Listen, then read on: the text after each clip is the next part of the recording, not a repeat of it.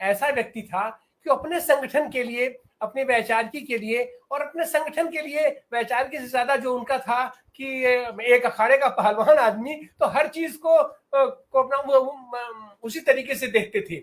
और जैसे कुश्ती में भी फ्रेंडली फाइट होता है,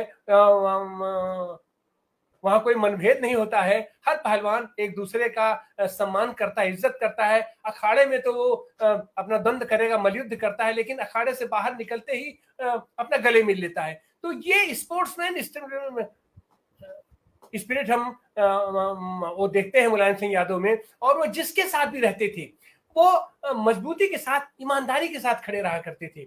और यही परिणाम था कि एक लंबे समय तक कम्युनिस्टों के साथ भी उनका संबंध रहा। हमको याद है 1992 में जिस तरीके से कम्युनिस्ट पार्टियों ने उनको स्थापित करने का काम किया था, उसका उन्होंने एक कालांतर में भी उसका उन्होंने प्रतिफल दिया। उसको लोकसभा का चुनाव साथ लड़े उनको लेकर के। हमको याद है उसके बाद बनारस में चुनाव होने वाला था 92 के बाद, 94 की बात है शायद, तो हम उनके यहाँ गए थे उसकी सीट के लिए। तो उनका नहीं बेटे, वो तो हमने सीपीएम के लिए छोड़ रखा है। हम कहे चलिए सीपीएम है तो हम ही हैं, है?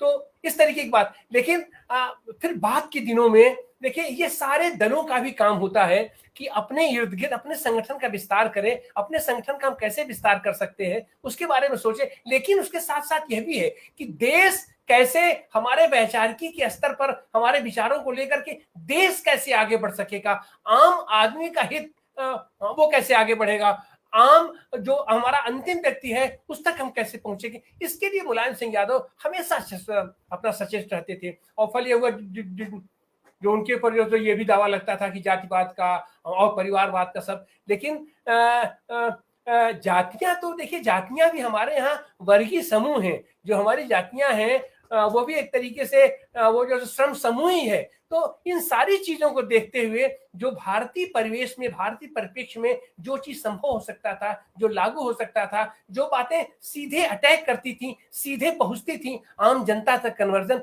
उसमें मुलायम सिंह यादव माहिर थे अपनी बातों को आम जनता तक पहुंचाने में, अपने वोटर्स तक पहुंचाने में। तो आज हम निश्चित रूप से मुलायम सिंह यादव की कमी बहुत खलेगी। और ऐसे समय में जबकि उनकी आवश्यकता है समाजवाद केंद्रित विपक्ष बनाने की आवश्यकता है, समाजवाद केंद्रित मोर्चा बनाने की आवश्यकता है। और उस मोर्चे में समाजवाद के जितने भी घटक है, राष्ट्रीय समाजवाद है, वैज्ञानिक समाजवाद है, लोकतांत्रिक समाजवाद है, समाजवाद भी तमाम विभिन्न विभिन्न विभिन्न घटकों में बटा पड़ा है। अब से कम्युनिस्ट पार्टियां ही तमाम घटकों में बटी पड़ी हैं। ठीक है, सब लोग अपना संगठन अपने अपने तरफ से रहे, लेकिन मुलायम सिंह यादव का था कि जब जरूरत पड़े तो एक जगह पिलर गाड़ करके, एक पिलर के इर्द गिर्द आप सब लोग इकट्ठा होइए और देश में एक मजबूत विकल्प दीजिए, समाजवादी सरकार बनाइए, समाजवाद केंद्रित सरकार बनाइए। इसी से देश का विकास हो सकता है। और इसी से ये फाशिस्टवादी शक्तियां, ये जो छल छदवादी शक्तियां हैं, ये जो धुरिया पहलवान है, जो लोग कहते कुछ हैं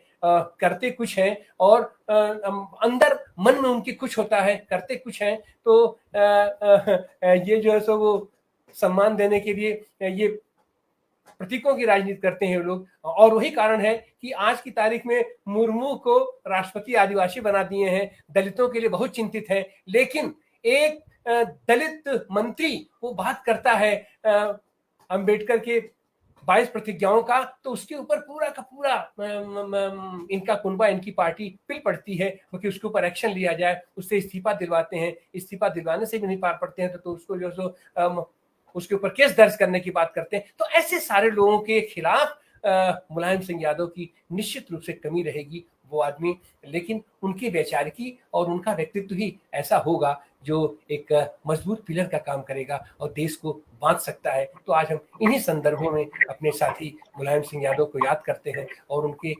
जितने इर्द गिर्द लोग हैं और सारे लोगों का आह्वान भी करते हैं कि समाजवाद केंद्रित मोर्चा की तरफ आगे बढ़िए। मुलायम सिंह यादव को हमारी सच्ची श्रद्धांजलि यही होगी कि हम देश में एक समाजवादी विकल्प दे सकें, समाजवाद केंद्रित विकल्प दे सकें। और उसके लिए सबको क्या करना पड़ेगा, सबको सहयोग करना पड़ेगा। अपने अपने संगठनों का विस्तार करते हुए, अपने संगठनों को मजबूत करते हुए, जगह जगह से सब लोग अपने अपने संगठन को मजबूत कीजिए। लेकिन जब विकल्प की बात आए तो सब लोग मजबूती के साथ एक जगह खड़े हों। यही मुलायम सिंह यादव को सच्ची श्रद्धांजलि होगी हमारी। और इन्हीं शब्दों के साथ आज हम अपनी बात को विराम देंगे और आप सारे लोग